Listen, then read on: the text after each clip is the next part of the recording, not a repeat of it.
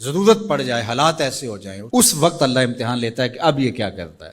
میرے پاس مال و دولت کی فراوانی ہے، خزانے بھرے ہوئے، اور میرے پورے محلے کا بل ان کی استطاعت سے زیادہ آ گیا، وہ بیچارے بل دیں یا بچوں کا دودھ خریدیں۔ اب امتحان آیا تھا سیٹھ صاحب کا، اب امتحان آیا تھا امیر شہر کا، اب امتحان آیا تھا اس دولت مند کا۔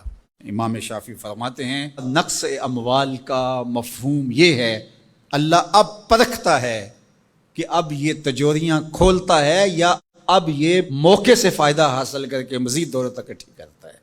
جب دولت اوپر سے بھی آ رہی ہو اور بندہ آگے بھی خرچ کر رہا ہو، وہ امتحان نہیں ہوتا، اس لیے کہ اوپر سے بھی آ رہی ہوتی ہے اور بندہ آگے سے بھی خرچ کر رہا ہوتا ہے۔ جب دروازے اوپر سے بند ہو جائیں، حالات اس طرح کے ہو جائیں، اب اگر وہ خرچ کرے گا تو اب نقص اموال کا اندیشہ ہے۔ تو کہا یہ تھا امتحان، اللہ دیکھتا ہے کہ اس امتحان میں کون پورا نکلتا ہے، یہ اللہ آزماتا ہے۔ اس وقت آزمائش ہے امیروں کی، غریبوں کی تو ہے ہی ہے۔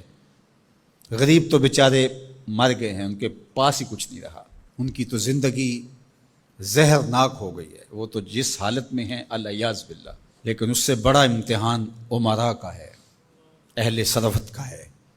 یہ ہے ابتلا جو امام شافعی فرماتے ہیں۔ فرمایا اس موقع پر نفلی خیرات کر کے وہ اپنے بھائیوں کو، رشتہ داروں کو، گلی محلے کے لوگوں کو اب کیا وہ مدد کر کے ان کو مشکل سے نکال سکتے ہیں، اور اب وہ نکالیں گے تو انہیں خود بھی ڈر ہے کہ ہم بھی کمزور ہو جائیں گے، ہم بھی ان کی لائن میں کھڑے ہو جائیں گے۔ اللہ فرماتا ہے یہی تو ہم نے تم سے امتحان لینا تھا، اور اگر تم امتحان دے دیتے، کامیاب ہو جاتے، تمہیں اس لائن میں نہ آنے دیتے، ان کو بھی اٹھا کے اللہ اوپر کر دیتا۔